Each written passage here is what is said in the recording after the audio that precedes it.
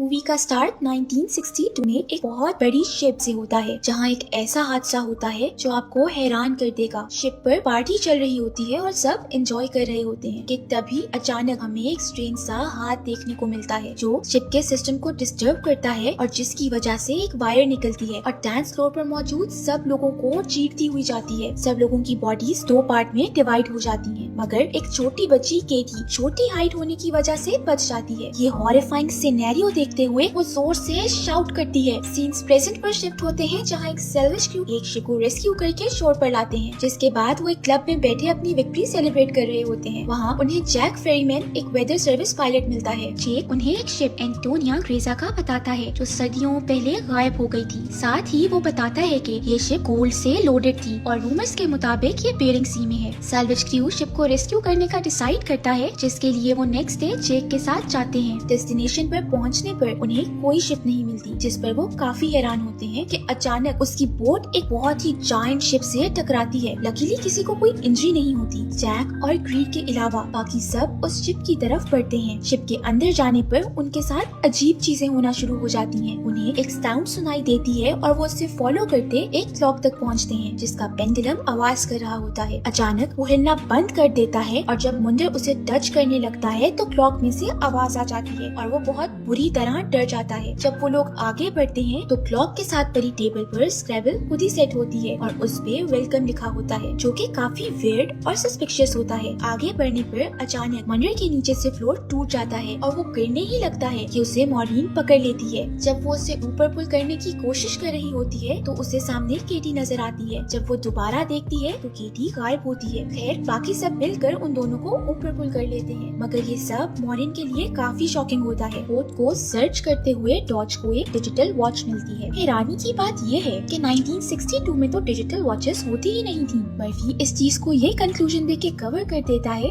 कि शायद उनसे पहले भी कोई इस शिप को कॉन्कर कर चुका है। शिप का मैनुअल लेके वो लोग वापस अपनी बोट पर चले जाते हैं। रात जब मॉर्निन अकेली होती है तो जेक उसके पास जाता है, जहाँ मॉर्निन बताती है कि उसने शिप पर एक बच्ची देखी थी। जेक इसे मॉर्निन का हेलुसिनेशन बताते हुए उसे आराम करने का कहता है। नेक्स्ट मॉर्निंग क्रू को पता चलता है कि शिप में एक बहुत बड़ा होल है और वो सिंक कर रही है। सब मिलके उसे 3 डेज में रिपेयर करके अपने साथ ले जाने का डिसाइड करते हैं, जिसके बाद वो फौरन काम पे लग जाते हैं। मॉर्निन एक्सप्लोर करते हुए स्विमिंग पूल एरिया में जाती है, जहाँ स्विमिंग पूल के अंदर उसे बुलेट शेल्स देखने को मिलती हैं, जो उसे थोड़ा डिस्टर्ब कर देती हैं। वो वापस ऊपर की तरफ जा रही होती है कि उसको फिर से केटी नजर आती है और वो डर के नीचे गिर जाती है, जिससे उसका सर जोर से लगता है और ब्लीडिंग भी होती है। जब वो उठती है तो स्विमिंग पूल उसका ब्लड अब्सॉर्ब कर लेता है। उसे अपने सामने केटी की जगह जेक मिलता है, जो उसे वहाँ से निकाल के ले जाता है। उनके पीछे से हम देखते हैं कि स्विमिंग पूल ब्लड से भर गया है और उसके अंदर डेड बॉडीज हैं, जो काफी स्केरी होता है। वहीं दूसरी तरफ मर्फी शिप के कैप्टन का रूम एक्सप्लोर कर रहा होता है, जब उसे वाइन का ग्लास नजर आता है। मर्फी सिप लेने के लिए ग्लास उठाता है तो सामने मिरर में उसे कैप्टन वाइन पीता नजर आता है, जिससे वो बहुत डर जाता है और वाइन का ग्लास उसके हाथ से गिर जाता है। सीन्स वापस मॉर्निन और जेक पे शिफ्ट होते हैं, जो लॉन्ड्री रूम से गुजरकर इंजन रूम का डोर ओपन करते हैं तो पानी की तेज लहर उनकी तरफ आती है, जिसके अंदर डेड बॉडीज भी होती हैं। दोनों बहुत डर जाते हैं। जब वापस आने के लिए उसी गेट की तरफ जाते हैं जिससे वो आए थे तो वो लॉक्ड होता है। फिर जो डोर उन्होंने खोला था वो उसकी तरफ बढ़ जाते हैं। सीन्स क्लियर पर शिफ्ट होते हैं, जिससे फ्रांसिस्का की आवाजें आ रही होती हैं। फ्रांसिस्का 1962 में शिप पर लाउंज सिंगर थी। जब ग्रीड आवाज फॉलो करते आगे बढ़ता है तो उसे कुछ नहीं मिलता, मगर हमें फ्रांसिस्का देखने को मिलती है। जेक और मॉर्निन बाकी क्रू को ढूंढ रहे होते हैं, जिस दौरान वो एक रूम में पहुंचते हैं और वहाँ उन्हें बहुत सा गोल्ड मिलता है। जब वो बाकी क्रू को इन्फॉर्म करने निकलते हैं तो उन्हें लॉन्ड्री रूम में से आवाजें आती हैं। मॉर्निन अंदर जाके डिस्कवर करने की कोशिश कर रही होती है कि व्हाइट शीट में से कुछ हिलता है और मॉर्निन को फॉलो करने लगता है। वो डरती हुई बाहर निकलती है तो उसे पता चलता है कि वो और कोई नहीं बल्कि उसी के पार्टनर्स हैं। मॉर्निन सारे क्रू को लेके गोल्ड के पास पहुंचती है, जो कि बहुत ज्यादा होता है, जिसके बाद ये सब डिसाइड करते हैं कि इस शिप को यहीं छोड़ के बस गोल्ड लेके यहाँ से जितनी जल्दी हो सके निकल जाएंगे। फिर वो सब गोल्ड को अपनी बोट में लोड करना शुरू हो जाते हैं। जब सांतोस बोट स्टार्ट करने के लिए इंजन साफ कर रहा होता है तब खुद से ही सिलेंडर ऑन हो जाता है। ये सब केटी देख रही होती है और वो मॉर्निन को वार्न करने की भी कोशिश करती है, मगर कोई उसे आकर रोक देता है। फिर बोट स्टार्ट कर देता है, जिससे ब्लास्ट होता है और सैंतोस जलकर मर जाता है और ये सब इसी शिप पर स्टक हो जाते हैं। मॉरीन को अब और कुछ नहीं बल्कि केटी वाली मिस्ट्री सॉल्व करनी है, जिसके लिए वो उसे ढूंढने लग जाती है और फाइनली उसे केटी का रूम मिल जाता है। वहीं दूसरी तरफ डॉज और मंडे को किचन में खाना मिलता है, जो पहले तो बहुत टेस्टी लगता है, लेकिन कुछ ही टाइम में उन्हें रियलाइज होता है कि वो इंसेक्ट्स खा रहे हैं, जिससे वो बहुत डर जाते हैं और वॉमिट कर देते हैं। मॉरीन जब केटी का रूम एक्सप्लोर कर रही होती है तो उसे वहाँ केटी की बॉडी लटकी हुई नजर आती है, जो कि अब स्केलेटन में बदल चुकी होती है। मॉरीन बहुत डर जाती है। वहीं दूसरी तरफ ग्रीड के साथ कुछ बहुत ही वियर्ड होता है। वो जिस रूम में होता है वहाँ अचानक सब चेंज होने लग जाता है और वापस 1962 में बदल जाता है, जब वो शिप बिल्कुल ठीक थी और सब पार्टी कर रहे थे। ये सब देख के ग्रेयर को कुछ समझ नहीं आता और वो शॉक हो जाता है। सीन्स मर्फी पे शिफ्ट होते हैं, जो कैप्टन के रूम में अफसरदा बैठा होता है कि अचानक उसके पास पड़ी वाइन की बोतल हिलने लगती है। मर्फी के सामने कैप्टन बैठा होता है, जो उसे वाइन देता है। मॉरीन केटी की डेड बॉडी से नेकलेस उतार के देख रही होती है कि जब पीछे से केटी की रूह आ जाती है। जब मॉरीन नेकलेस उसके हाथ में देती है तो वो उसके हाथ के बीच से निकल जाता है, जिस पर मॉरीन के अंदर जो थोड़ी सी होप थी वो भी टूट जाती है। मॉरीन को यकीन हो जाता है कि केटी सच में एक गोस्ट है। सीन्स वापस मर्फी पे जाते हैं, जहाँ कैप्टन उस पे बहुत शॉकिंग चीजें रिवील करता है। मर्फी को पता चलता है एक लॉरेलाई नामी शिप का, जिसका गायब होना